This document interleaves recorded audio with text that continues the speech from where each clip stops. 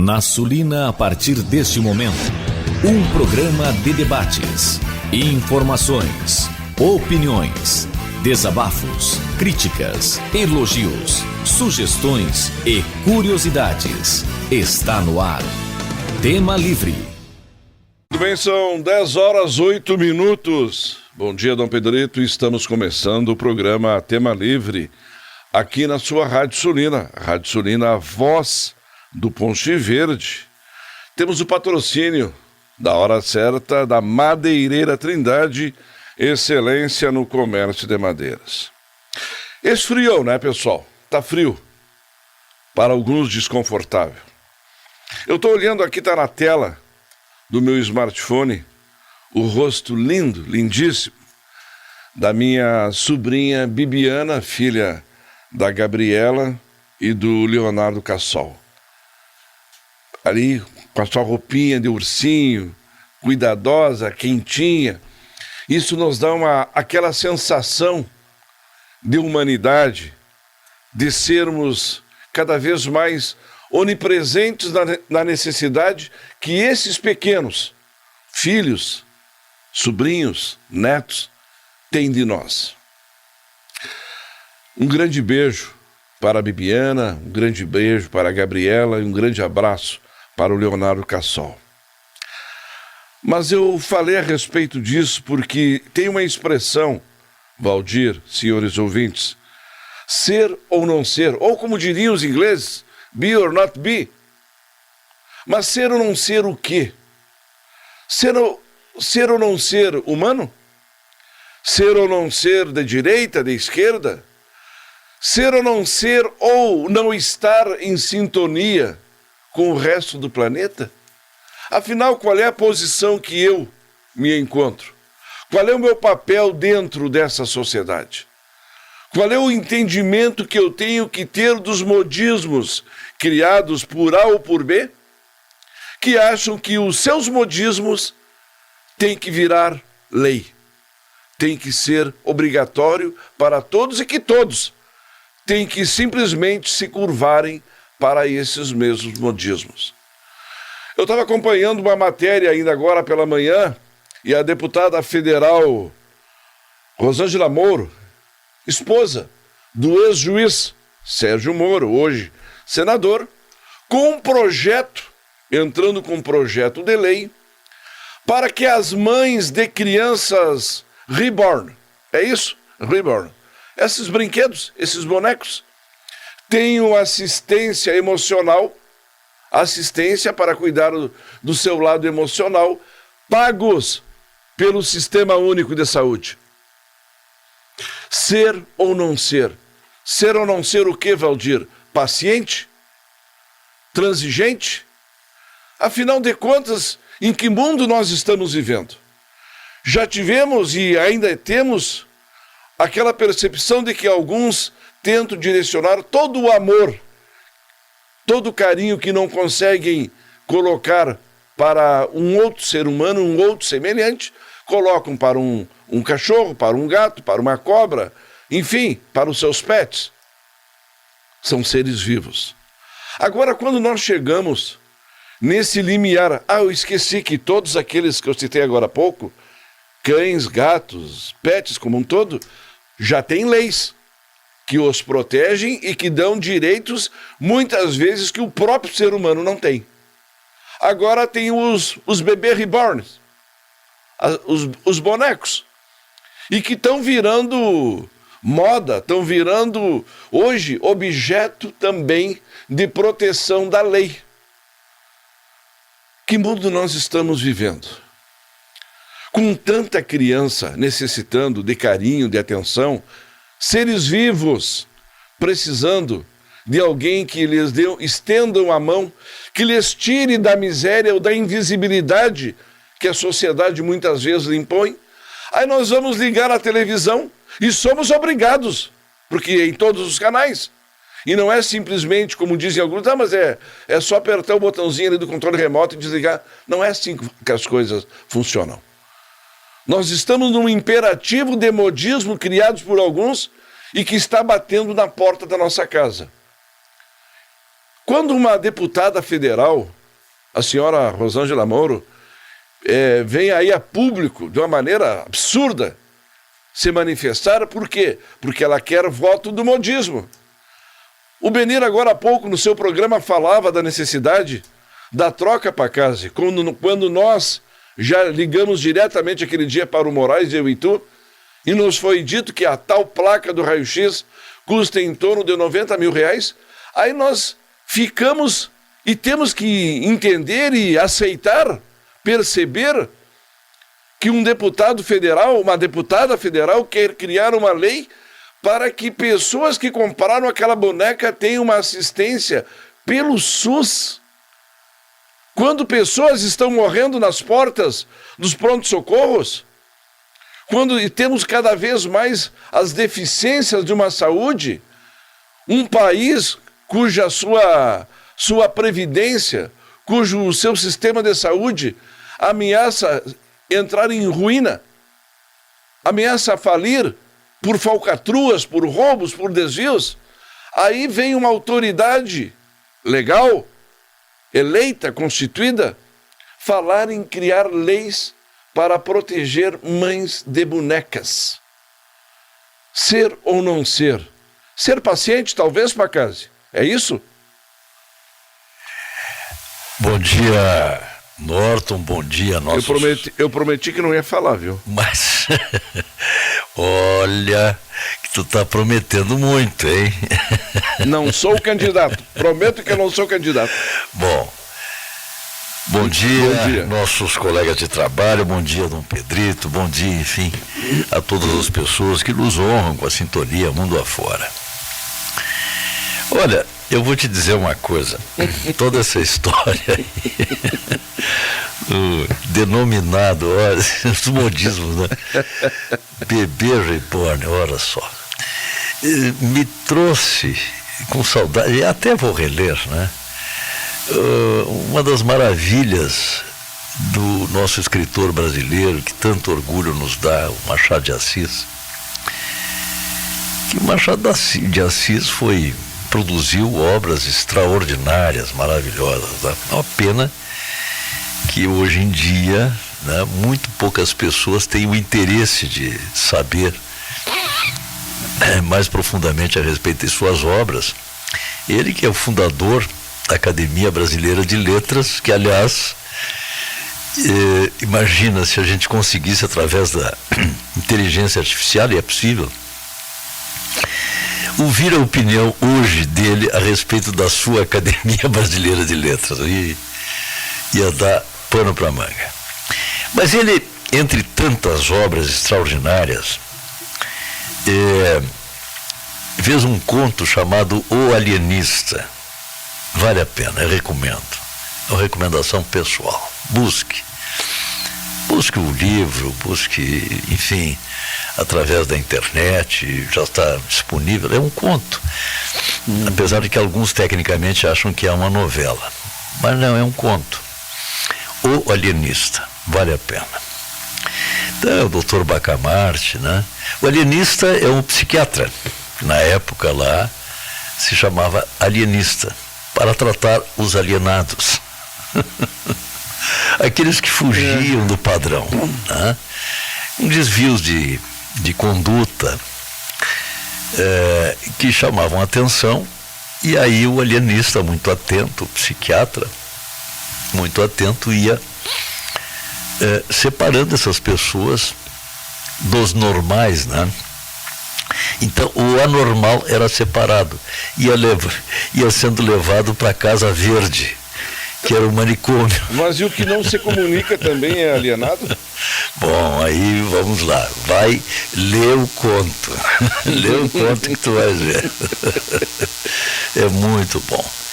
Mas enfim, dentre tantas, sob a perspectiva, sob os olhares, sob a observação técnica e científica do Dr. Bacamarte, que era o alienista, né, o psiquiatra da época, né? Então, no ponto de vista dele, que evidentemente ancorado aí pela ciência, pela boa ciência, pela técnica, enfim, critérios, né? Alguns que fugiam do padrão de conduta, e aí ele entendia que ele estava precisando de auxílio, né? De assistência. Aí levava para o manicômio, para o hospício, que era a Casa Verde. Bom, esse conto é maravilhoso porque se desenrola lá. Ele foi mudando aos poucos, e a ciência evolui, né? Ela não dá uma coisa pronta, acabada, né? A ciência não lia nada, né? Ela evolui. Então, aos poucos também, ele foi evoluindo a sua observação, né? Foi progredindo na sua observação, usando outros critérios e tal. E vai chegando à conclusão que aquilo que ele estava pensando que era fora do contexto, né? Que fora da casinha, no fim, pelo padrão e pela coletividade, né? E porque aquilo se tornou, digamos assim, pela apreciação pública, de repente aquilo se tornava alguma coisa verdadeira, não era desvio. Porque, veja bem, uma pessoa que sai, digamos, do padrão da sua coletividade, da sua comunidade, da sua sociedade. Tá bom. Então ele merece uma atenção especial.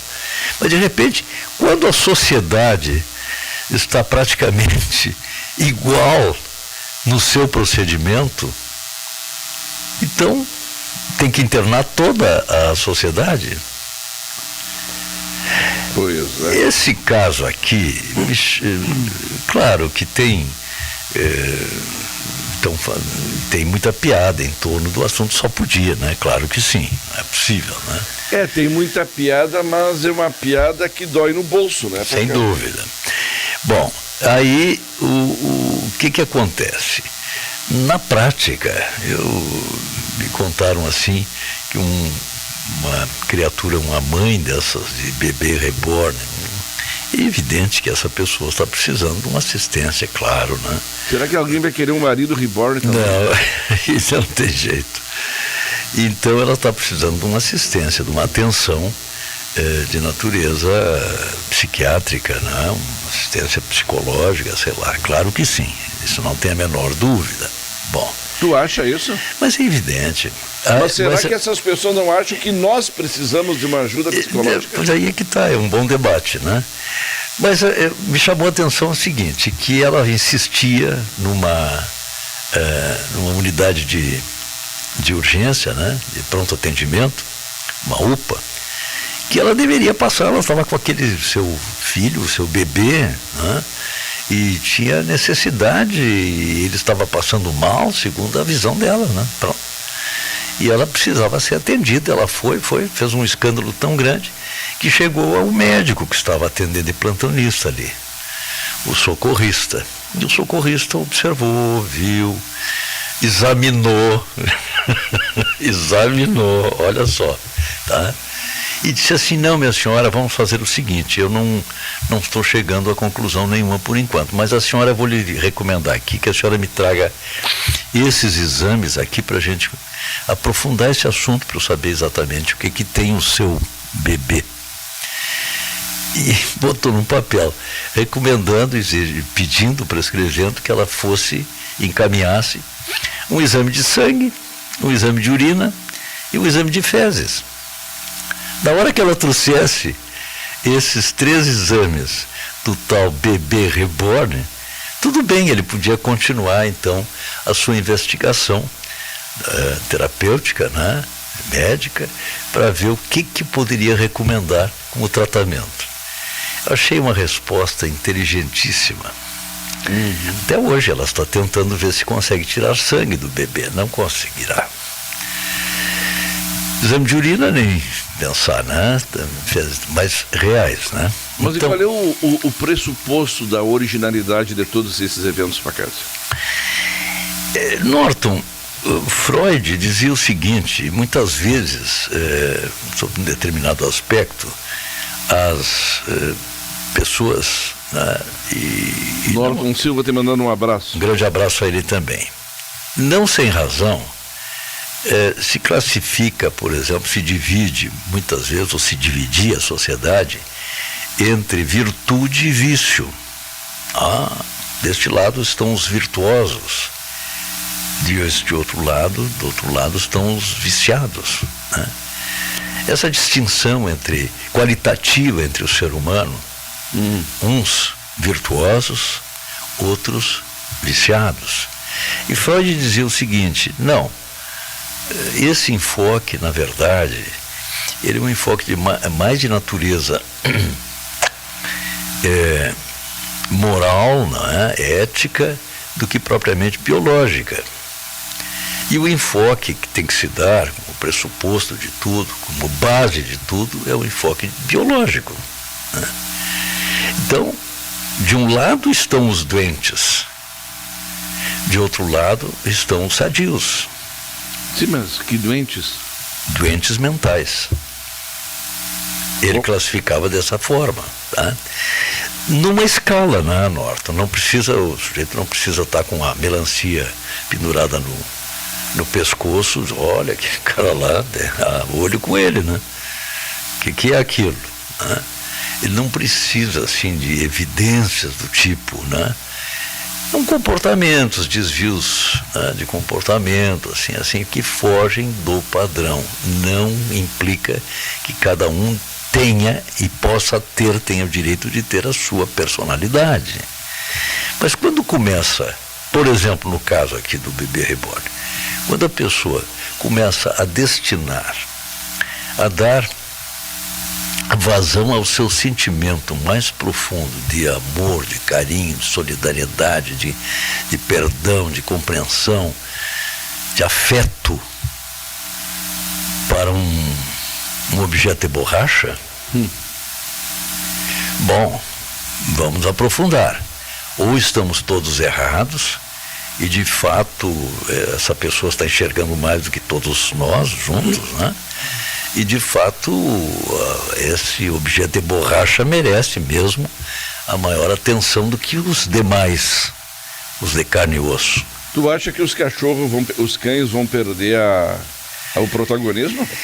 Eu acho que não chegam a ser conflitantes os interesses aí. São complementares. Só que chama a atenção o seguinte, o cachorrinho tem sangue, claro, tem urina, tem fezes, né? Pode atender o médico esse da UPA lá, né? Não, o que o senhor... Olha, é o meu filho. É um cachorrinho. Sim, é um cachorrinho, eu sei disso. Eu gosto muito dele como se fosse um filho. Pronto. Agora, como tirar alguma coisa que se assemelhe a uma realidade humana, falasse muito bem, né? Humano, né? Alguma coisa que se assemelha, que tenha ligação, conexão com o que nós somos, os humanos, né? Então, aí já fica diferente. De fato, é um fenômeno isso aí. Como é que pode?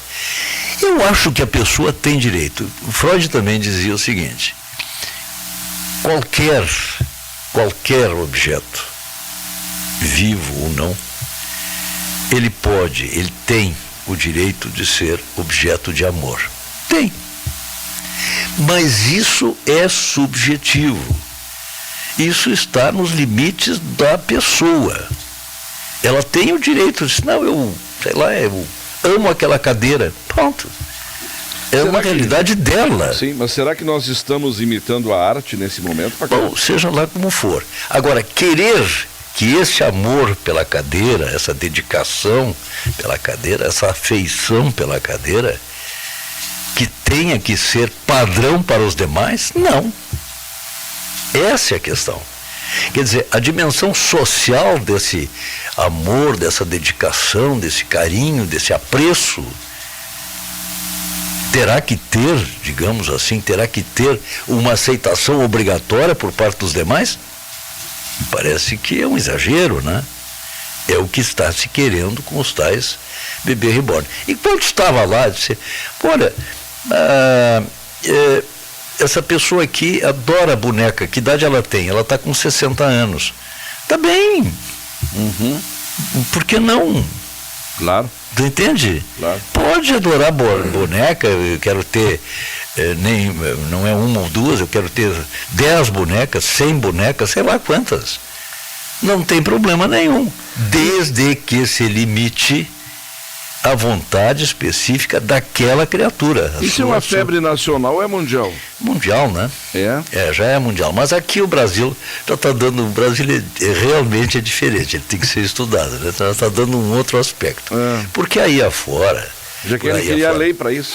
Claro, exatamente. Eu não sei essa deputada aí, exatamente o teor da solicitação dela que estava falando, mas eu penso que talvez ela esteja querendo uma assistência psicológica ou psiquiátrica para essas pessoas que fazem... Ou para ela mesmo, né? Pois é, que fazem esse tipo de opção. Então deve ser por aí, não sei, imagino que sim, né? Claro. Espero que sim, né? Mas ela quer voto. Será que enfim, os bebê reborn votam? Bom, aí é diferente,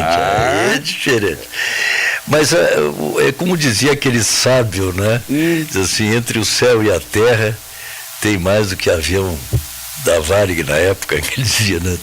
Voando tem mais do que avião da Varig. E tem, é verdade. Eu, por exemplo, estou sabendo aqui de um caso e comprovado, né?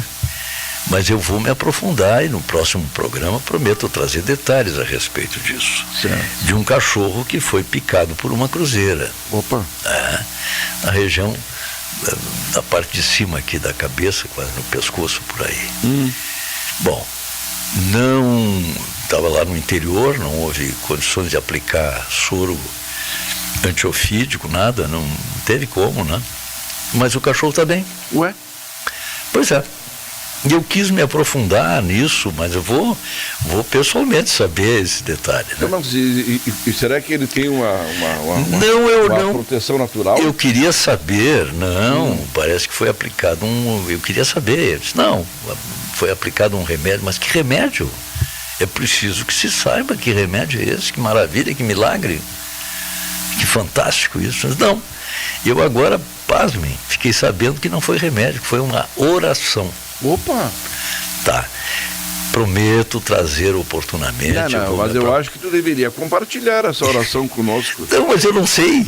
Eu vou procurar saber a autoria disso. A oração da cobra?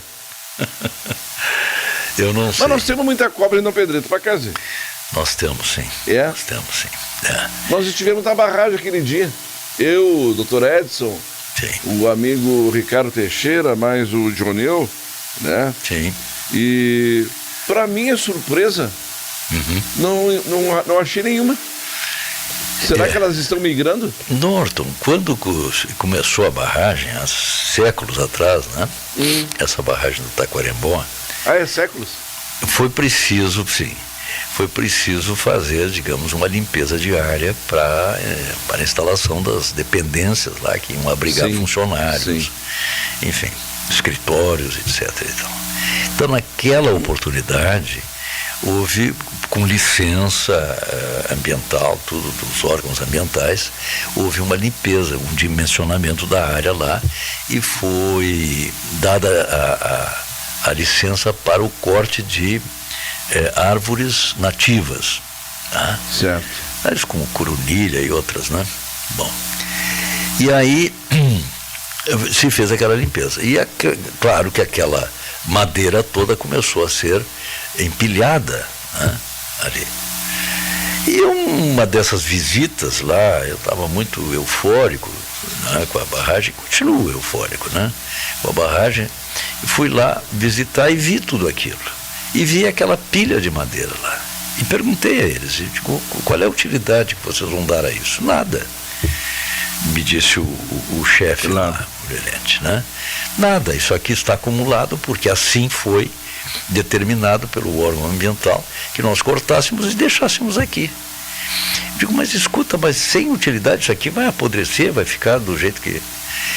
Será que nós não conseguiríamos dar uma utilidade, já que foi cortada, que teve licença para ser cortada, entregar a pessoas, especialmente as pessoas que necessitam lá na cidade, ou de lenha, ou seja lá do jeito que for, ou até para fazer uma pequena cercamento na sua casinha ali, alguma coisa nesse sentido. Diz ele, olha, se o senhor conseguir, nós não vamos colocar nenhum obstáculo, ao contrário, vai até melhorar para nós aqui, porque nós vamos ter mais espaço para poder expandir aqui as nossas benfeitorias, né, para pessoal, para dormitórios, etc. E outra, diz ele, assim nos tira um pouco do perigo também. Digo, qual perigo? Eu disse, o senhor nem imagina. Desde que nós começamos a acumular aqui a quantidade de cobras que apareceram aqui. Né? Eu digo, mas como assim? Diz, cobras, e segundo os entendidos aí, são cobras venenosas. Tá, mas e o que vocês fizeram? Nós temos autorização expressa de espantá-las. Não podemos matá-las. A não ser que elas estejam num lugar que seja iminente o perigo, enfim. Bom, tentei conseguir, com eles eu consegui, que essa madeira fosse trazida então para Dom Pedrito, para a cidade, e que fosse colocada à disposição da assistência social, que poderia e certamente daria o melhor destino a essa madeira, a esse material, né? Para as pessoas necessitadas, enfim. Mas conseguiu o transporte, tá? A prefeitura aceitou de bom grado, enfim, estava tudo ok, tudo certo. Trancou. Por quê? Porque o transportador precisava de uma guia de transporte. Quem é que ia fornecer uma guia de transporte? Então, pode, em determinada circunstância, cortar madeira de lei, pode, como foi no caso, com a devida licença. Pode destinar essa lenha, essa madeira, para projetos de natureza assistencial, social, pode. Só não pode transportar. E vai fazer o que com a madeira? Então tá lá, apodreceu. Já que tu falasse em cobra, ficou em nada, aquilo acabou apodrecendo, ficou coisa nenhuma. Mas, esses são aqueles poréns que muitas vezes nós encontramos como verdadeiros obstáculos para o bem-estar das pessoas, principalmente pessoas que estão em determinados locais, instituições, muitas vezes aguardando o abraço do ser humano. Sim. O carinho, a atenção. Ora, e aí nós temos que fazer uma verdadeira via crucis para conseguir determinadas autorizações onde vamos beneficiar as pessoas. Eu acho que nós, mais uma vez, aquela questão do começo do programa, ser ou não ser, eu questiono aqui no nosso programa de maneira bem direta. Qual é o papel dessas pessoas que estão nesses setores? Qual é o papel que lhes compete como técnicos, entre aspas, e eu coloco entre aspas essa expressão, porque eles são mais dificultadores do que facilitadores. Pois é, Norton, uma ocasião eu tive a feliz oportunidade de conversar com uma dessas pessoas, né? E ele me disse o seguinte, olha, eu particularmente como pessoa, como ser, como pertencente à sociedade, eu sei a dimensão disso, mas eu como funcionário, eu tenho que obedecer rigorosamente, literalmente o que está escrito. É a lei, eu não fiz a lei. Isso aí? Exatamente, essa é a questão. Claro. Não fiz a lei. Exato, ele cumpre. Mas sou obrigado, sou pena de perder o meu emprego, meu posto aqui, sou obrigado a cumprir literalmente o que está escrito. Posso fazer um pequeno adendo? Pode. Existe a lei e existe o bom senso. Pois é, Norton, mas acontece o seguinte. Sim, não, exatamente, mas se chegar no tribunal, né, e cair lá pode, até o magistrado pode ter o bom senso de julgar com a origem, a gênese de tal atitude pelo bom senso, né? mas rigorosamente pela lei, se, doutor, eu fiz isso por uma questão de bom senso. Pois é, mas não está escrito aqui no código, o cara pode virar de capa a capa o código assim, não diz bom senso ali. Podemos transportar para a nossa realidade de Dom Pedrito. Pois é. O Ministério Público disse que se cumpra a lei referente ao problema que hoje, esse embate entre prefeitura e aquela classe que está ali na praça requerendo direitos e apoiado, inclusive, por advogados. Pois é, mas eu noto. Não, mas aí agora o juiz disse que se pague os direitos das pessoas. Então nós temos um embate entre Ministério Público e Judiciário. Então não prevalece o bom senso.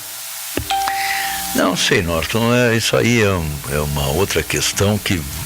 Eu não sei, que possa valer a lei, fora, né?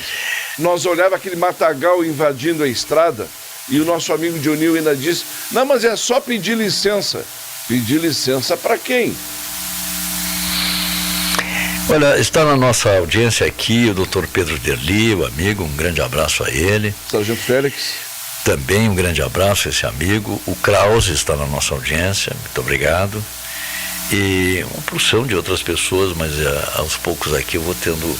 Será que nós vamos feedback, ter bom senso na solução do problema do raio-x lá da Santa Casa? Olha, Norton, bom senso sempre, dinheiro nem sempre, né? 90 mil para casa. 9 pila. 9 pila. 90 pila. É, coisa pouca. 90 pila. Mas me chamou a atenção e eu compartilhei com o Benir ainda no programa dele. Sim. O Moraes, tu estava junto quando nós conversamos pelo telefone, né? Sim. O Moraes falou que essa peça dura 10 anos. Esse equipamento não tem muito menos de 10 anos e a peça já queimou. Não teria garantia? Olha, leram as letras miúdas do contrato? Pois é. Normalmente nas letras, estou falando assim, em tese, né? Normalmente diz assim, em letras garrafais, durabilidade, 10 anos. Tá. Vira a página, aí tem as letras miúdas. C, aí tem o C, né? O C. Se o uso for isso, se não sei o que, se não houver, não sei o que, se a corrente elétrica não tiver desvios, não sei o que, pronto, entende? Tinha aquela célebre história lá do contrato do seguro, né? Seguro, que segurava quase tudo, né? Menos queda de avião em tempo de guerra. Era o que era o objeto do seguro? Era um trator. Pois é. Estava segurado por muitas coisas, menos se um avião lá em tempo de... Não, em tempo de paz, em tempo de guerra era possível. Em tempo de paz, se um avião caísse em cima do trator, terminou o seguro. Imagina só. Bom, mas seja lá como for, é uma pena isso aí, mais uma vez denuncia a fraqueza, a fragilidade do nosso sistema único de saúde, né?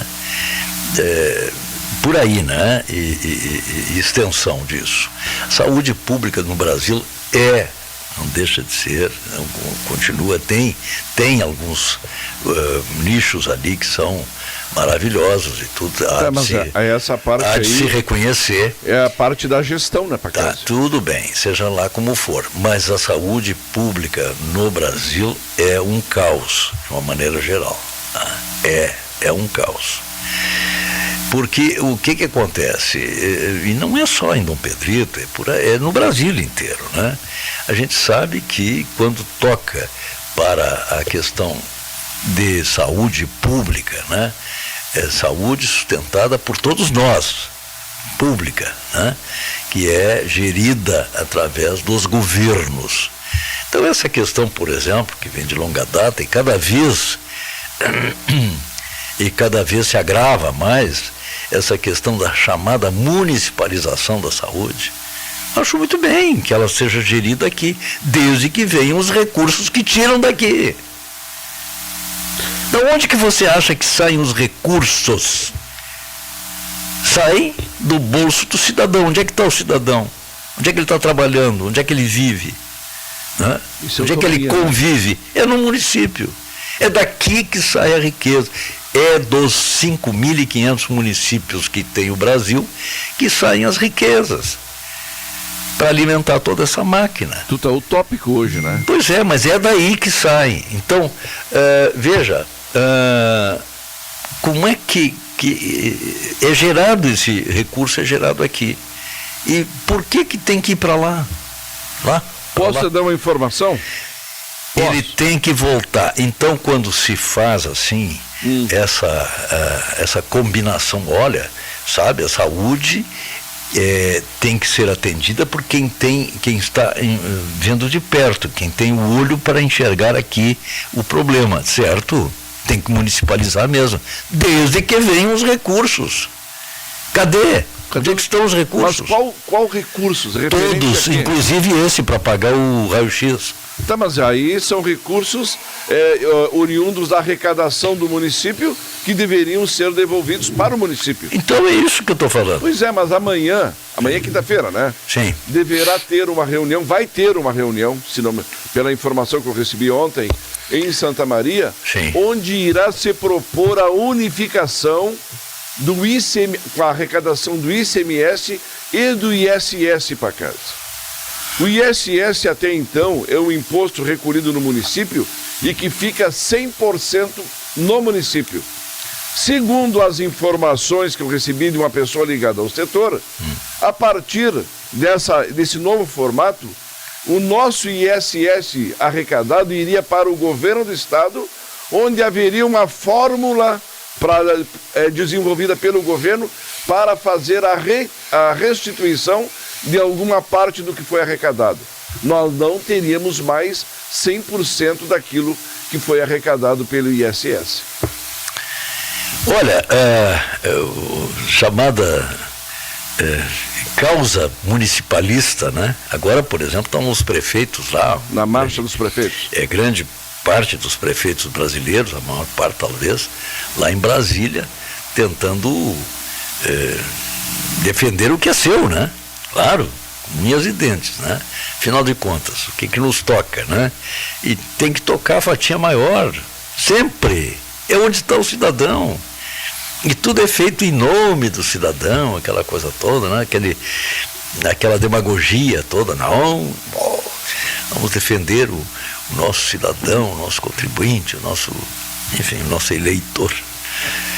E aí é que está... Ouvi tu falar em eleitor? Não, eu disse baixinho aqui. Mas não deixa de ser, não é? Não, mas eu acho que alguém escutou, hein? Não deixa de ser, não é o nosso eleitor. O Norton, eu vou pedir um pequeno, Valdir, muito pequenininho intervalo, só para eu conseguir fazer a ligação aqui para a nossa amiga, diretora da Unipampa, perfeito, a Nádia Bucco, que ela vai falar sobre esse evento que inicia hoje lá na nossa universidade, tá bom? Ok. Então, rápido. Muito bem, então retornamos aqui com o nosso programa Tema Livre, tendo a honra de ter em nossa companhia, via telefone, da diretora do campus Dom Pedrito da nossa Unipampa, a amiga Nádia Bucco. Bom dia. Bom dia, Pacazzi, que alegria estar mais uma vez com os ouvintes. É sempre uma honra, você sabe, estar falando contigo para os nossos ouvintes. Da mesma forma, é recíproco. Nádia, nós temos hoje uma data marcante, mais uma data marcante da nossa universidade, especialmente o campus de Dom Pedrito, para se falar em enologia, tá? E isso aí é marcante, é preciso que as pessoas saibam a dimensão, a profundidade desse evento, dessa iniciativa e como pode isto ajudar a cada um de nós. Vamos então fazer uma reportagem a respeito de o que inicia hoje e continua amanhã. Certo, na verdade nós estamos com uma semana muito especial no nosso campus, né? Todos os dias são especiais, os dias simples são extraordinários aqui no nosso campus, mas esta semana em especial nós estamos com a 18ª semana acadêmica do curso de zootecnia, com uma programação maravilhosa, uma organização do diretório acadêmico que merece, assim, parabéns. Tá lindo, as palestras maravilhosas. Tivemos também uma reunião da subcomissão da Assembleia Legislativa em relação aos herbicidas hormonais na segunda-feira, e hoje inicia o 3º Fórum de Vitivinicultura da Campanha Gaúcha. Uma programação variada, o tempo contribuindo, né, o clima, um dia lindo. Então iniciamos hoje à tarde, no início da tarde, né, com os painéis temáticos, são os painéis técnicos, que o primeiro dia normalmente é marcado pela parte técnica, são palestras mais destinadas, assim, a quem trabalha na atividade, quem tem interesse na atividade, né, de vitivinicultura. Então, a primeira palestra inicia hoje às 14 horas e será sobre variedades resistentes e a perspectiva de sustentabilidade na vitivinicultura, com Charles Pontalti, que é um engenheiro agrônomo, né? Trabalha há muitos anos com esta perspectiva, com as variedades resistentes, com mudas, e como acho que já foi divulgado também, a temática deste ano é a sustentabilidade do bioma Pampa, né, a partir dessa cadeia. Depois temos às 16 horas a palestra Novos Produtos Vinícolas e Sustentabilidade, com o enólogo da Cooperativa Vinícola Garibaldi e também diretor da Associação Brasileira de Enologia, o Ricardo Morari. Depois, à noite, ele fará uma degustação técnica, né, conduzida por ele, com produtos enológicos diferenciados. No dia seguinte, iniciamos pela manhã com o credenciamento. Daí a primeira coisa, temos o credenciamento, uma mesa de abertura, né, que vamos contar com representação e secretários de Estado. Vamos contar com muitas pessoas aqui que vêm de outros lugares para participar do evento e dessa abertura oficial. E iniciamos com a primeira palestra, a oportunidade de enoturismo na Campanha Gaúcha, que é da plataforma Wine Locals e Viva RS, com Camille de Oliveira Causa, que é especialista em marketing e projetos.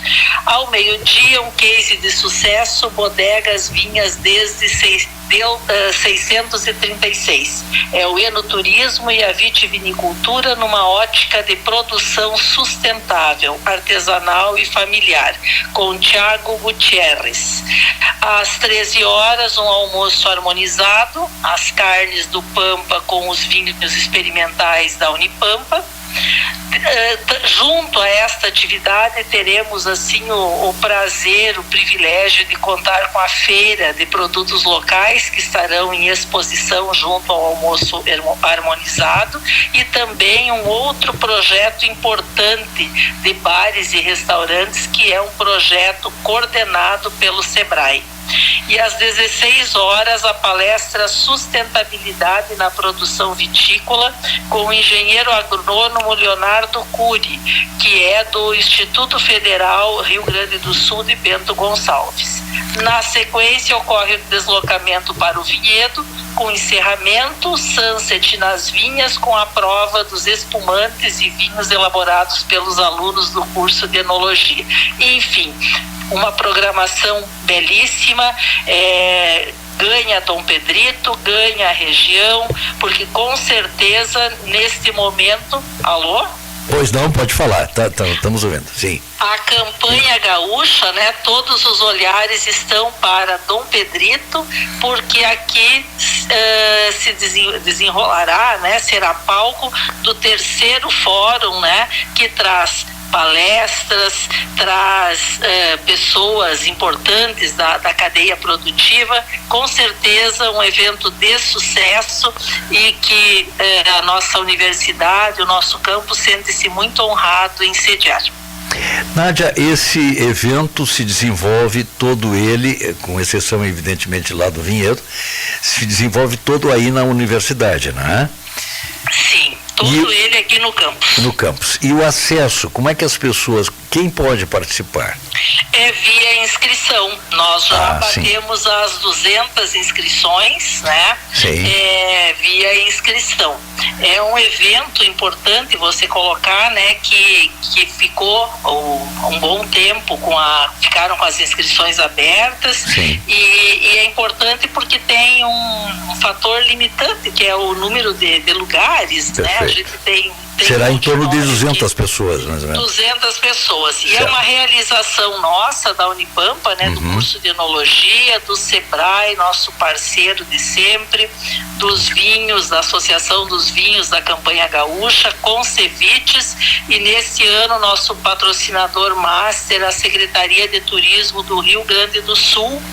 E são os nossos são os realizadores, né? Apoio sempre da nossa prefeitura municipal, também das secretarias, e patrocínio da Secretaria de Turismo do Rio Grande do Sul, do BRDE e do Sicredi. A inscrição é gratuita? Gratuita, sim, gratuita. Mas é preciso que a pessoa compareça e faça essa inscrição. Ou tem inscrição online também? É online, a inscrição é online. Tá. Isso, toda a inscrição foi online. Tá, muito bem. Bom, alguma coisa que não perguntei, que tu gostarias de falar a respeito desse mega evento, né? Muito nos orgulha. Olha, muito nos orgulha, porque assim, a cada ano, né, este evento vem se consolidando com apoios importantes, né, com nomes importantes do mundo da uva e do vinho, e vai consolidando o nosso campus e o curso de enologia como um local importante, né, de desenvolvimento, de produção científica, que é o papel da nossa universidade. Então, no mais, quero agradecer a cobertura, agradecer o espaço, agradecer a vocês, a rádio, pelo apoio sempre dado a todas as iniciativas do nosso campus. Maravilha, Nádia, muito bem, maravilhoso isso, parabéns, boa sorte, e mais uma vez ganha Dom Pedrito aí através da nossa universidade e do teu esforço pessoal, posso dizer isso, sabe, porque sei e conheço. É de todo um coletivo. Eu sei. É preciso liderança, né? Grande, liderança. Muito grande de pessoas trabalhando é o que faz a diferença e faz.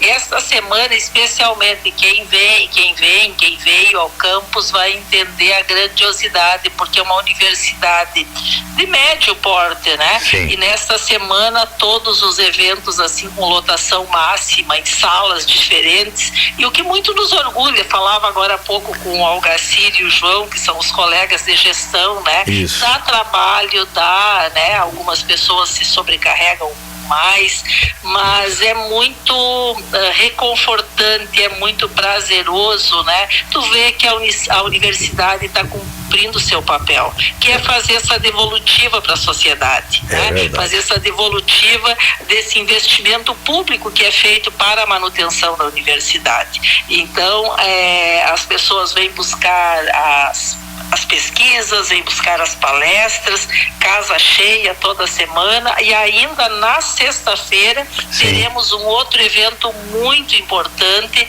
que é da educação do campo. Vai acontecer na sexta e no sábado, né? É um evento da Escola do Campo, e também vem gente de fora, vem pessoas de diferentes municípios, né? Então é uma honra para o nosso campus poder estar fazendo esse papel, que é estar trabalhando diretamente com a comunidade nessas devolutivas. O evento da educação do campo começa na sexta-feira e vai ser concluído no sábado. Bom, um grande abraço a ti, ao Algacir, ao João, abraçando esses três amigos, lideranças incontestes aí da nossa universidade. Estou abraçando a todos os envolvidos, direta ou indiretamente, nesses dois eventos. Um grande abraço a vocês. Mais Parabéns. então, só para finalizar, o nome do evento que eu fiquei devendo no de sexta-feira é o primeiro seminário de formação das equipes técnica pedagógica, educação do campo em movimento, Escola da Terra e Pampa Alfabetizado, que acontecerá aqui no campus também nos dias 23 e 24. Muito bem, a reportagem da Rádio Sulina vai detalhar mais esse outro evento a partir de amanhã, através da nossa reportagem. Tá bem? Perfeito, muito obrigada pelo apoio desde sempre, viu, Pacazzi? Isso Merecem. é muito importante para o nosso campus. Estamos juntos. Um grande abraço. Um grande abraço. Bom, nós tivemos então a nossa diretora Nádia Bucco, amiga de longa data, né? Que é uma batalhadora, uma liderança lá, junto com o Algacir, com o João e com tantos outros aí que estão aí empenhados, né, em fazer do nosso campus aqui alguma coisa que seja realmente diferenciada e que seja uma contribuição eficaz, eficiente, verdadeira para o melhoramento da qualidade de vida de toda esta região aqui. Muito bem, vamos prestigiar então esse evento. 200 pessoas, mas é limitado, claro, tem que ter um limite, né, Norton? Não tem acomodações para todo mundo, né? Não é possível, né? Organização, né, Pacazzi? Hein? Organização, exatamente. Bom, e organização é tudo aquilo que a professora Nádia sim. e toda a sua equipe preconiza dentro da universidade. Cada vez mais, e mais uma vez, eu tenho dito diariamente no meu programa das 13 horas, sim.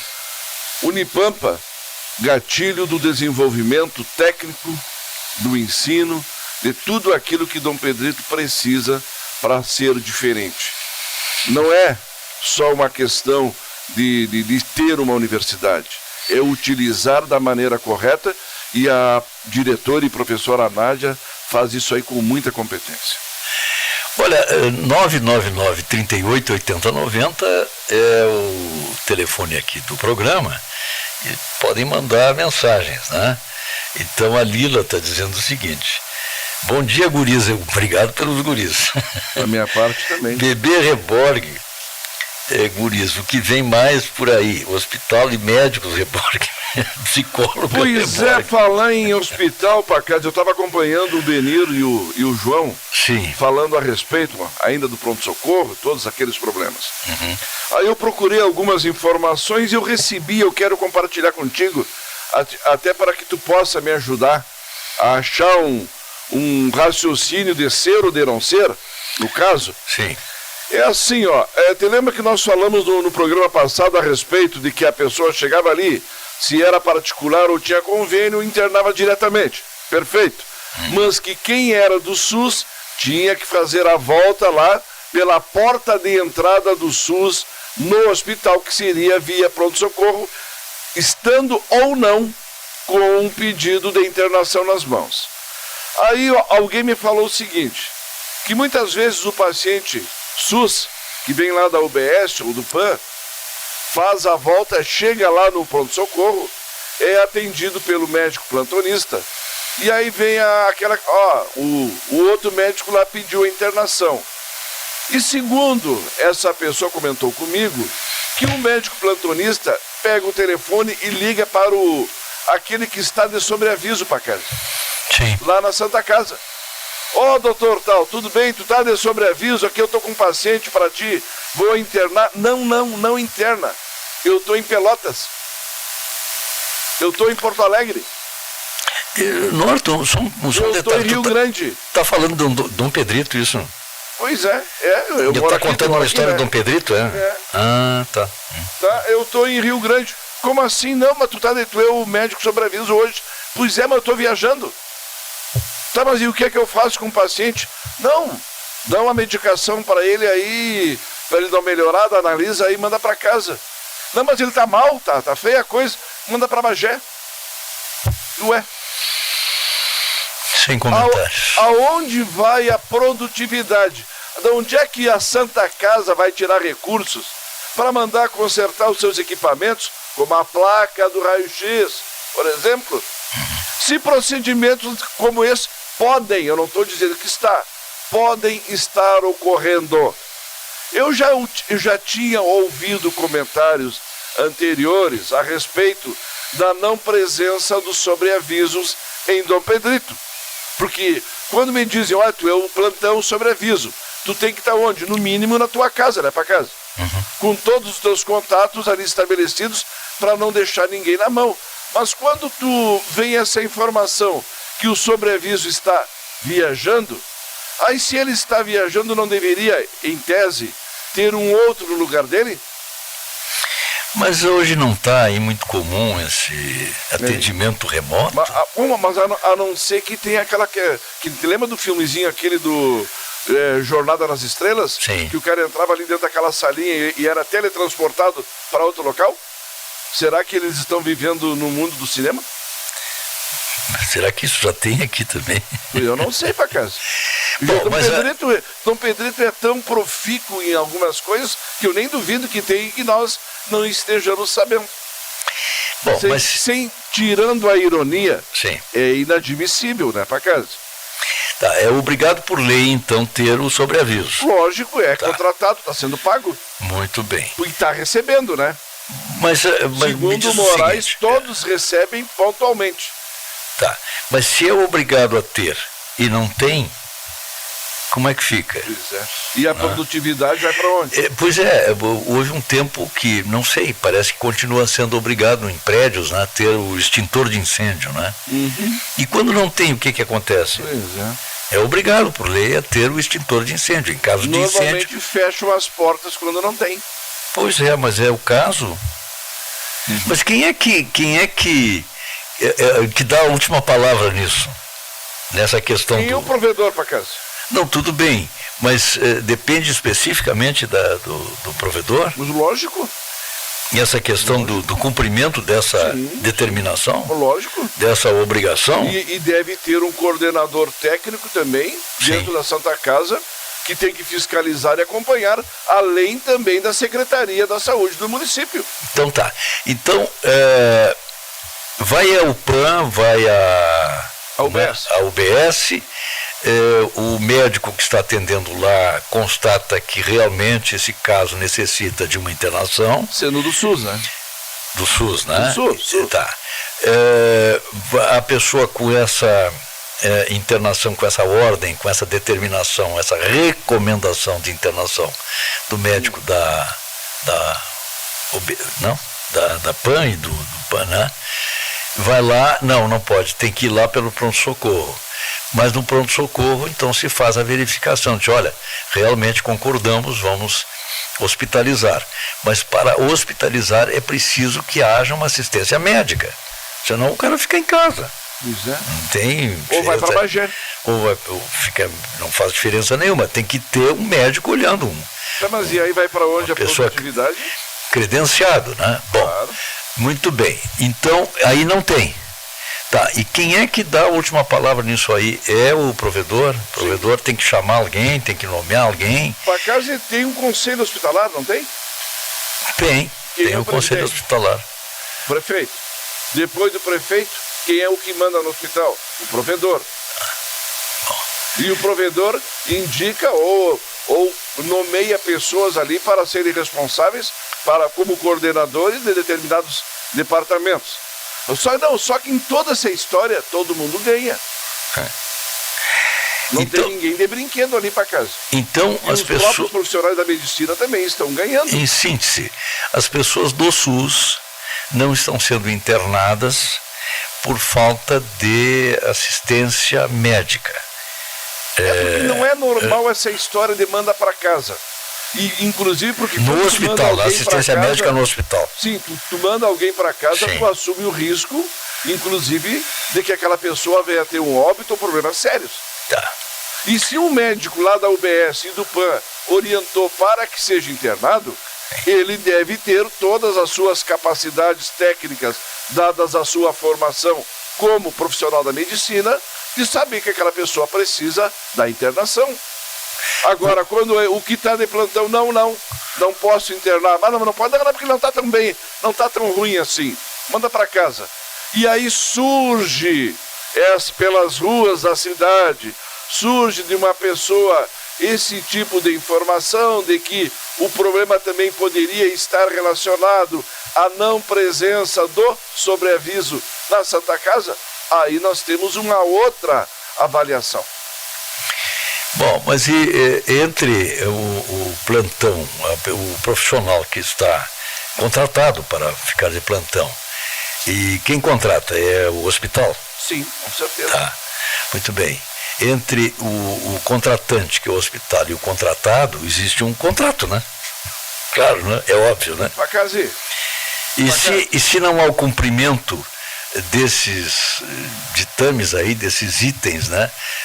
Que são elementares do contrato, né? Contrata uma pessoa para isso. Tá. E quando isso não se cumpre, não pode haver aí o direito de rescisão desse contrato imediato, por justa causa? Deveria, né? E por que não há, Norton? Porque, obviamente, há uma dificuldade cada vez maior, tu também sabe disso, Sim. Da busca e da contratação de profissionais na área. Tá, mas então, se não tem, é preferível não ter mesmo, né? Não, lógico. Eu sempre entendi que tu deveria contratar uma cooperativa médica. Sim. Para que te desse sempre a disponibilidade dos profissionais. De ter um profissional. Claro, porque se tu vai começar a catar daqui e dali para contratar, os erros podem acontecer para casa. Não, é evidente, vamos clarear tudo direitinho, que não é animador atender alguém pelo SUS. Não é animador. Vamos falar claro, né? Não é nada animador. Mas todo mundo quer ter, quer atender. Tá, mas assim, mas se a pessoa julga que não é animador atender alguém pela tabela do SUS, né? Mas tu por que não tá ganhando pela tabela quando tu é sobreaviso, tu tem um contrato e tu tem um pagamento fixo mensal. Tu não ganha por produtividade, mas a Santa Casa vive da produtividade. Tá bem. Bom, mas em síntese, quem é que tem que tratar disso? Em síntese? A provedoria da Santa Casa para casa. E a Secretaria de Saúde. E a Secretaria da Saúde. Da Saúde. Claro que são, que representa toda a comunidade que precisa do atendimento. Amém. E isso aí é vital, mas eu volto a colocar para casa. Quando o Moraes e a gente se encontra e conversa, e ele reclama da questão da produtividade, e ele já me disse, e eu não tô criando, o que eu estou dizendo aqui são palavras que me foram ditas pelo ex-provedor e vereador Moraes. Ele me dizia, eu tenho dificuldade em lidar com essa questão, porque muitas vezes não há o cumprimento daquilo que é tratado. Então pode-se dizer assim textualmente o seguinte: convênios e particular, ok. Os demais, veremos. Depende. Eu lembro de uma situação em que a paciente chegou ali 5 e pouco, e aí ela estava em estado gravíssimo, mas mesmo assim ela foi mantida ali dentro e bem atendida pelos profissionais do pronto-socorro, até que o outro, olha só, em torno de 7h30, 8 horas, assumisse o sobreaviso na Santa Casa. Porque já há uma tendência que quem vai assumir depois das 8 horas da noite, e aí nós temos um intervalo de quase 2h30, é que vai ficar responsável por aquele paciente, sendo que o paciente deveria ser internado imediatamente e muitas vezes até direcionado para a UTI, para a unidade intensiva. Bom, nós vamos fazer o seguinte, nós vamos... Eu acho que nós temos que conversar, eu acho que tem que ter um ponto de conversa e de convergência. Claro que sim, nós vamos proporcionar aqui a que todas as pessoas, direta ou indiretamente ligadas a toda essa problemática aí, possam dirimir, se manifestem e comecem a explicar à comunidade, né, o que está acontecendo de fato. Vamos começar pela provedoria, pelo responsável técnico, né? Tem que ter, né? É o coordenador isso, né? Essa conversa, né? Conversar, né? Clarear, né? Sentar em torno de uma mesa. Clarear, falar, mas nós temos que ter também uma definição das ações. Isso. Porque fica aquela história, mas qual é a utilidade das UBS? As UBS cumprem um papel muito interessante, né, que se estabelecem para atender a comunidade. Poderiam atender mais? Poderiam sim, Pacazzi. Sim. Até eu entendo que os profissionais que são contratados pelas UBSs deveriam ampliar sim o número de atendimentos. Até eu entendo que eles estão atendendo muito pouco, já que é um contrato de exclusividade, perfeito? Sim. Que eles deveriam ampliar mais. Mas agora também essa questão de ter que ter para o paciente SUS 2 interpretações para uma eventual internação, é questionável e tem que ser melhor trabalhada essa questão. Tá bem. Bom, então é isso aí. Essa é a realidade do SUS, pelo menos aqui em Dom Pedrito. Tá? Em síntese, simplificando essa equação. Aí, mas tem gente que diz, mas lá fora é pior. Não, Pacazzi, nós temos que lidar com a nossa aldeia. Nesse particular aí... Claro, nós temos que resolver o problema aqui. A leitura é essa, né? Convênio serve, particular serve, SUS veremos. E aquela questão, mas o prefeito não sabe. Mas sim, mas o prefeito tem que saber porque ele tem que ser comunicado por alguém. Claro. Tem que ter comunicação. Se o nosso prefeito é o presidente do conselho, ele tem que ser informado. Agora, a comunicação, mais uma vez, se percebe que parece que uns sabem, outros não sabem. Afinal, do que nós estamos falando? Tá bem. Bom, e essa... E aí quem decide, quem não decide, quem não tem poder de decisão, é o que mais sabe, Pacazzi. Sim. Bom, que tragédia essa da gripe aviária, né? Que flagelo isso, não, né? Não precisávamos disso, né, Pacazzi? Não precisávamos. Agora, fica a indagação. Há vacina para tanta coisa. Será que não tem uma vacina para isso? Para as aves? Para prevenir essa gripe aí, essa influenza das aves. E agora tem uma pessoa que está sob observação, porque teve contato com as aves, né? E outra coisa que a gente não sabe direito, quais são os vetores, né? Uns dizem que são as tais aves migratórias e não sei mais o que, mas isso, mais aquilo. E migratórias por quê? Porque elas andam de um lado para o outro e atravessam o planeta. Atravessam o planeta, é isso aí.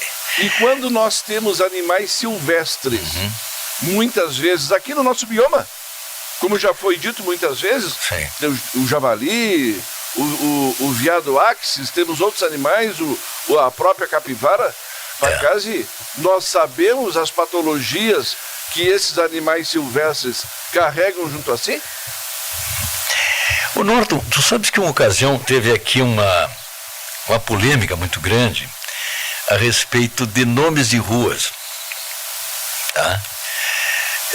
Inclusive se levantou há um tempo, né, na Câmara de Vereadores, enfim, isso estava um debate público aí, todo mundo estava participando disso, uns contra, outros a favor, outros nem vi, não sei, sobre questão dos nomes, né? Então, um dos discutidos uma vez foi o Moreira César, da Rua Moreira César, que é uma das avenidas... Falam que era um degolador? Bom, uns dizem isso, outros dizem que não, que na história lá, esse Moreira César, que deu a alcunha aí, que deu o nome, que patrocinou o nome, né, da Rua Moreira César, era um médico até, muito humanista e tudo. Bom, então ficou essa polêmica, né?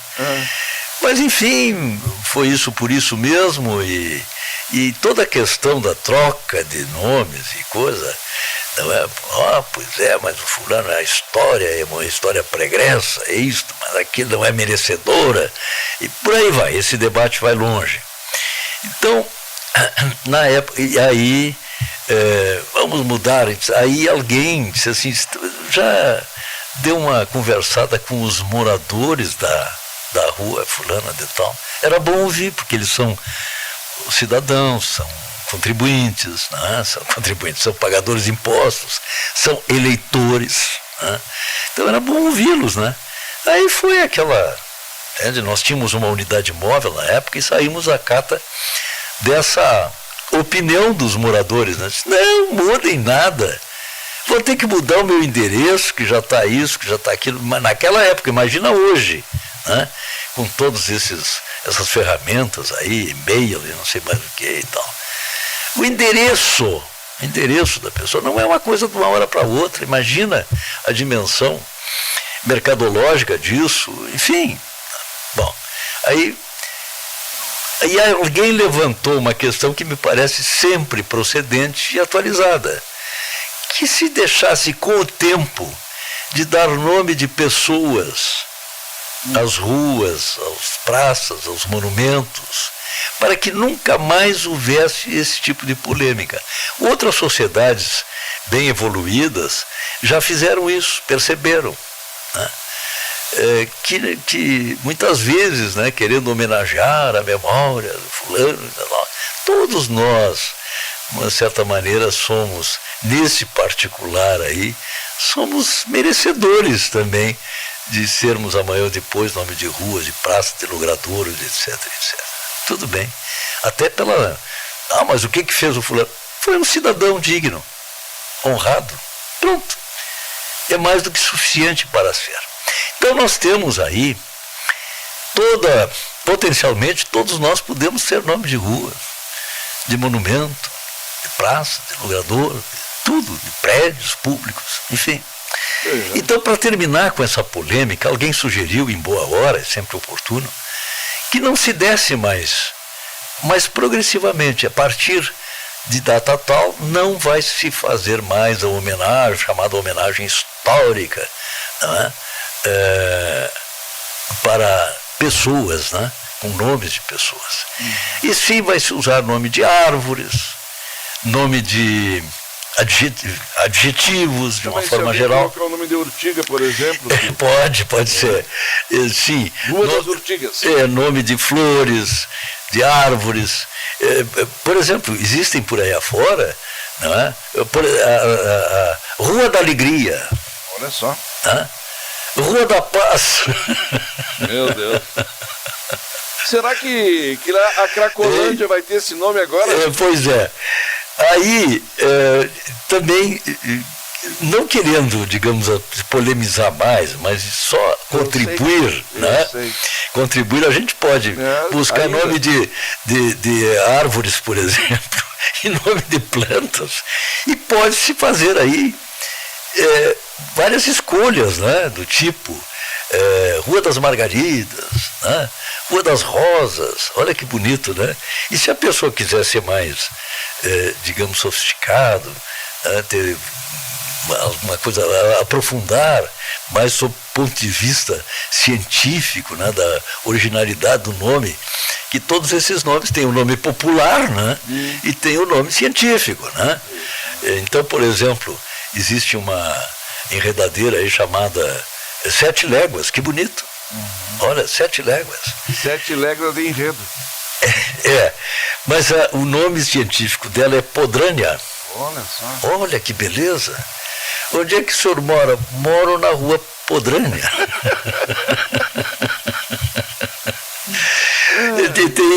E completa, Ricasoliana. Que bonito, né? Então fica uma sugestão também para quem quiser, cada um é livre, né?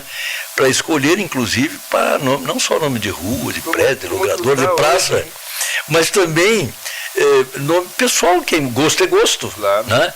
Quem sabe se amanhã ou depois nós não teremos aí o nascimento, né, e o bonito nome de Podrânia, né? Tu conseguiria chamar alguém de Podrânia? Ricasoliana. Viu que o Tarcísio de Freitas, sim, ele numa atitude a estilo Nayib Bukele, o presidente de El Salvador, sim, tomou uma decisão e chamou para si a responsabilidade e acabou, teoricamente, com um problema ali naquela região de São Paulo, que era quase que secular, né? É verdade. E ontem, inclusive, antes de ontem, teve uma manifestação de um determinado partido, né? Sempre tem, né? Sempre tem. Pelos coitados que foram retirados, que foram maltratados. Mas aí tu olha o panorama, a foto anterior e olha a foto atual, aí tu pensa assim, quanto tempo perdido. E falta, porque não adianta. Foi demonstrado que a atitude de bom senso, de estender a mão, de cuidar, não ia resolver para casa. Como de fato não resolveu ao longo das últimas décadas. Agora, a atitude seguinte ao que foi feito é que nós vamos observar de que maneira o governo lá de São Paulo vai lidar. Porque essas pessoas se espalharam. Sim. E qual será o comportamento dessas pessoas a partir de agora? Porque a mão foi estendida. Tinha grupos de pessoas solidárias que levavam alimentos, levavam roupas, mas as roupas sumiam, os alimentos não eram utilizados, e eles voltavam sempre dentro daquele cenário que eles se digamos, se posicionaram que gostariam de ter. Serem ali pessoas que dormiam ao relento, sobre, digamos, as drogas, sobre tudo. Mas e agora? Qual é a atitude a ser tomada? O Norton, no meu ponto de vista, respeito aos demais, né? No meu ponto de vista, um dos maiores males no cenário público, no cenário social, é o denominado eleitoralismo, né? E, por extensão, nós temos aí o clientelismo, o assistencialismo e outros ismos, né? Mas eu considero esses aqui que são nefastos realmente para o progresso das sociedades. Então, o eleitoralismo é feito em cima exatamente do interesse eleitoral. Quando, sob o ponto de vista, aí entra bom senso, moralidade, ética, essas questões todas, né?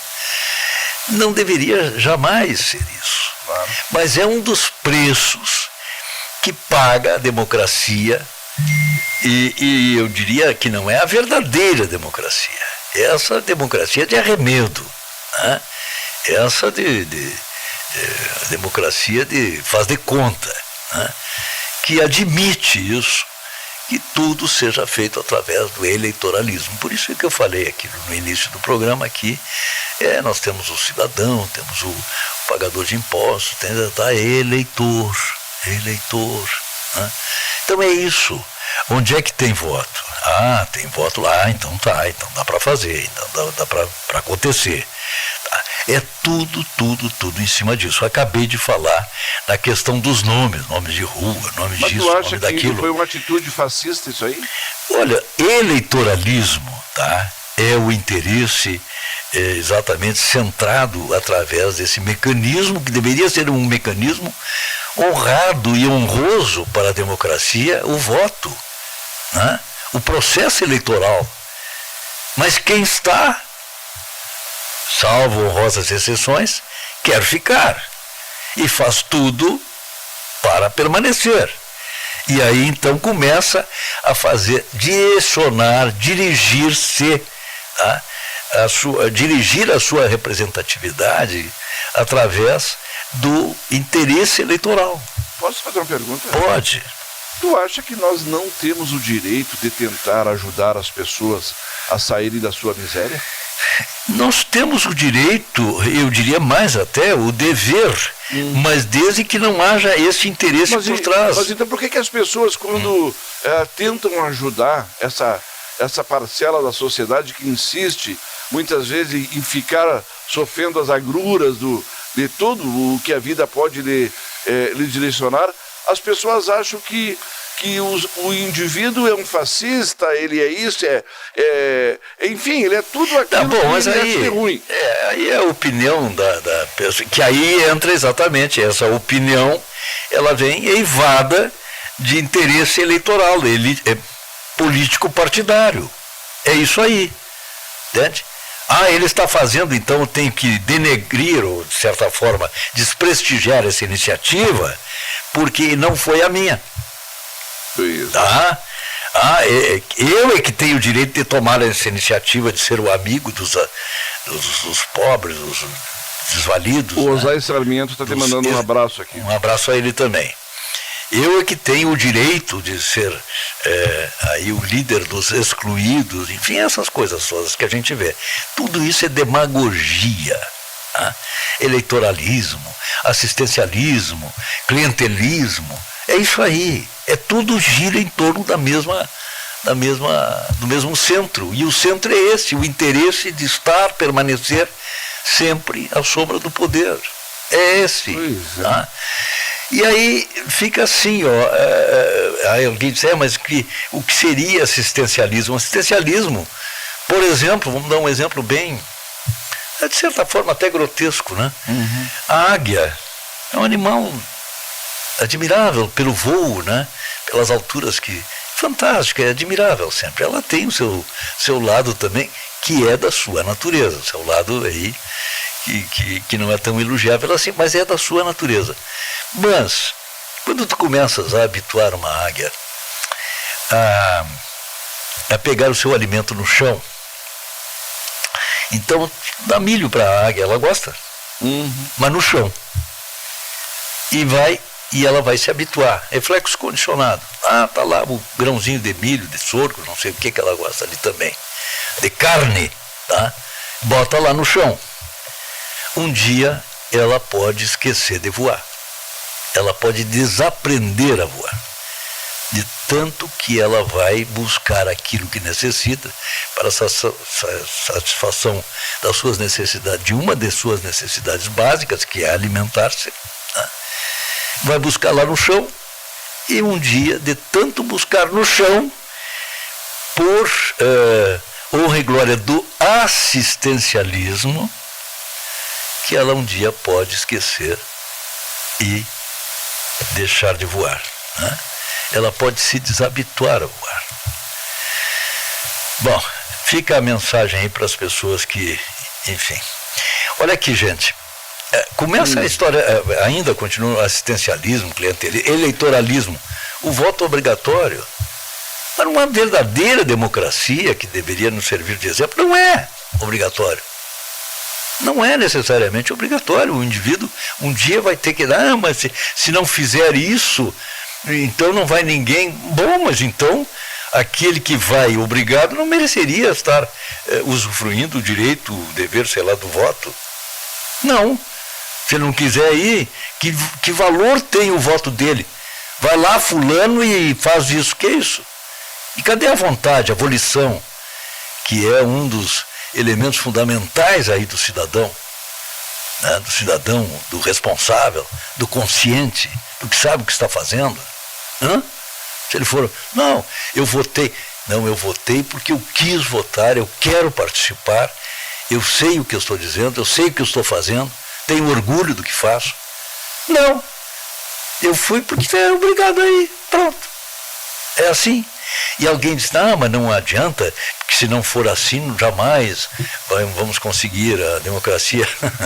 Há quantos anos nós temos aí o voto obrigatório? E nós temos uma democracia ainda engatinhando, né? E olhe lá. Aí é que está tal negócio, quer dizer, doutor Assis Brasil dizia, olha, democracia é como nadar. Pode botar 500 livros na frente para uma pessoa aprender. Olha, leva este braço, depois o outro, depois respira. Depois tá. Ela jamais vai nadar se ela não se atirar na água. Tá? Ela jamais vai aprender se ela não... Então, democracia é isso, é a prática. Mas a prática dentro de critérios de liberdade, de consciência, de responsabilidade. O indivíduo sabe o que está fazendo, gosta do que está fazendo, tem interesse naquilo que vai fazer, pelo bem de todos, pelo seu bem, enfim, é isso. Nós temos aí uma massa eleitoral, isso aí de longa data, né? Que não sabe exatamente por quê, olha, entende? E outra que, enfim.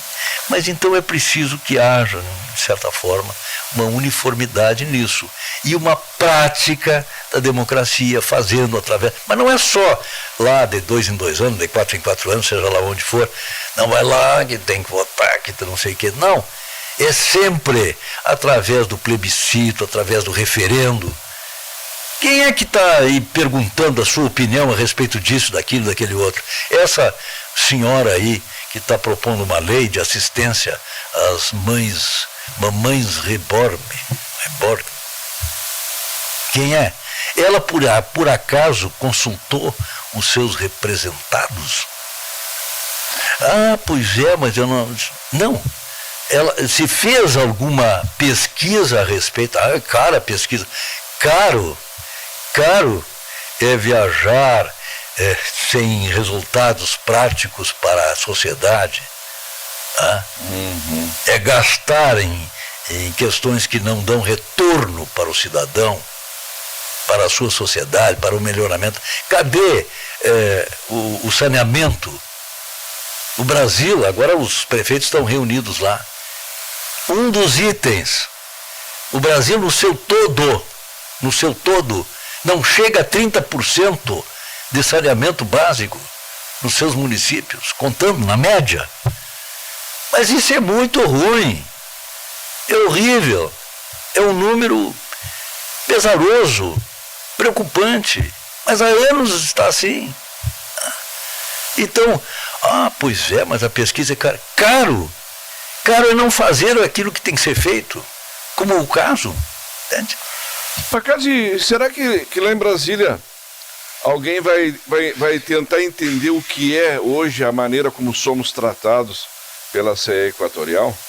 E outro detalhe, será que alguém vai questionar o Ministério de Minas e Energia sobre essa notícia que saiu ontem, de que vão mais uma vez mexer nas alíquotas, nos índices de aumento da energia elétrica para a população brasileira? E o que eu sei é assim, Norton, por exemplo, alguém perguntou para nós, através de pesquisa, de referendo, alguém está nos perguntando, escuta, o que é melhor?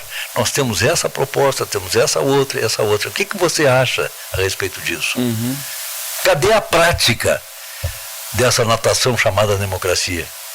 Onde nós estamos praticando? Praticamos de 4 em 4 anos, só. Vai ali, deposita, porque é obrigado, bata na maquininha ali, e votou. Sai dali, nem se lembra em quem votou, a maior parte.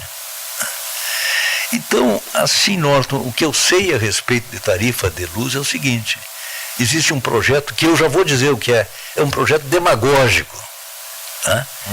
De isentar algumas contas, né?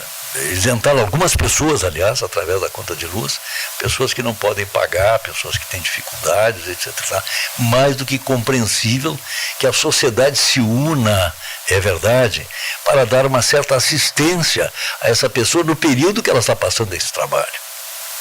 Esse espírito de solidariedade, esse espírito de união, de humanismo, é preciso sim que seja sempre mantido, revigorado e cultuado, né? Cultivado mesmo. Só que assim, essa tarifa é demagógica. Alguém vai pagar. Se tu isentares as contas de luz para algumas pessoas, alguém vai pagar. É aquela velha história. Se você está recebendo sem trabalhar, é porque alguém está trabalhando para pagar. Então não existe essa mágica. Não está saindo do bolso do seu político lá. Não. Está saindo do bolso do cidadão, do trabalhador. E do seu próprio. Porque você paga imposto.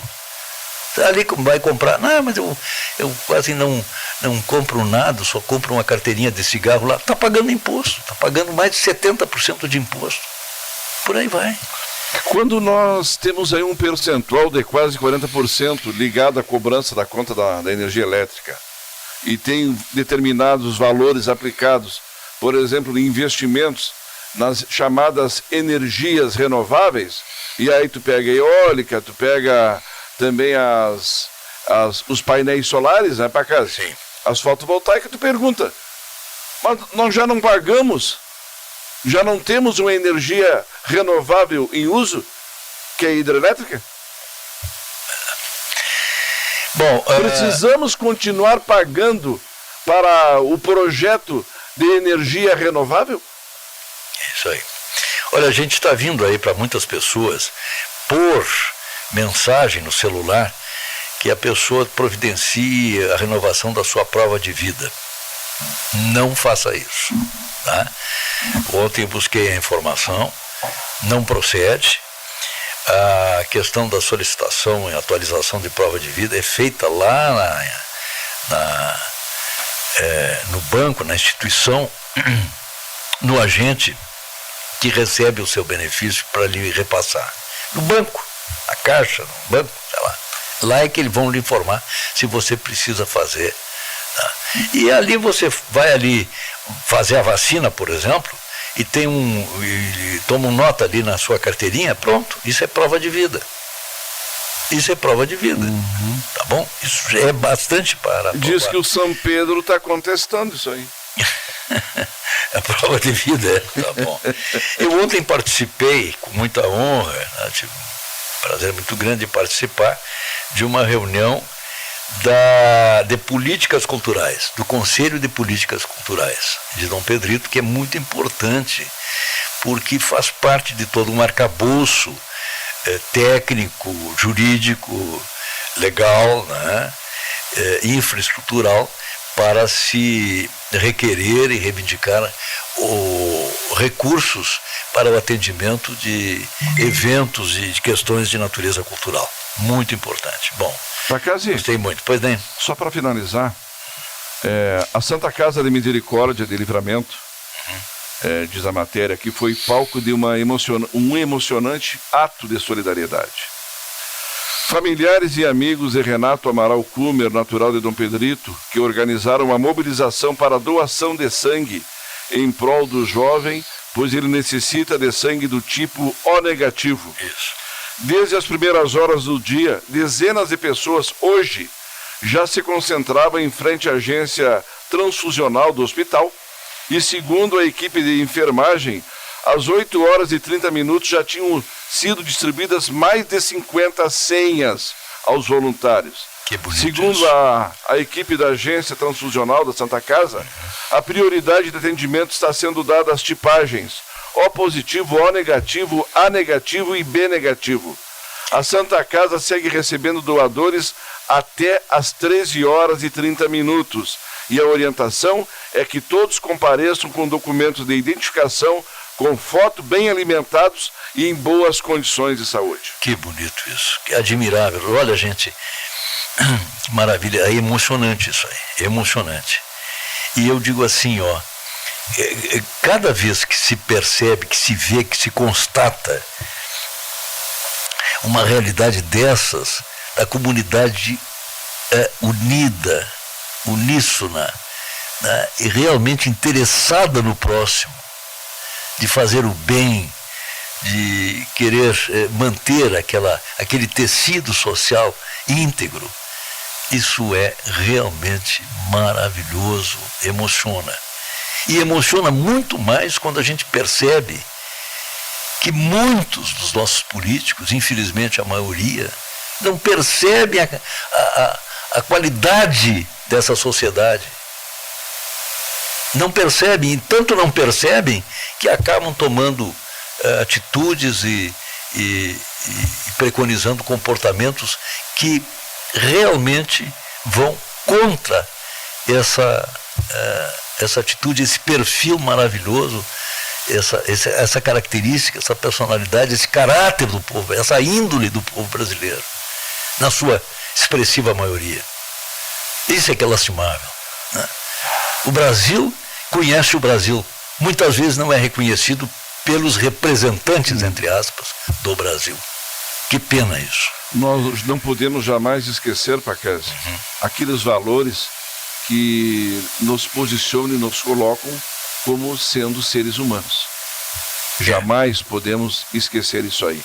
Porque a partir do momento em que esquecermos e adotarmos práticas que sejam antagônicas, não seremos nada mais, nada menos que aquilo que falamos no começo do programa, bonecos. Olha, aqui nós fazemos inanimados, assim, né? Não adote bonecos, adote um ser vivo. Uma planta, um cachorro, pode ser, mas para mantê-lo na sua casa, no seu pátio, junto ao seu coração.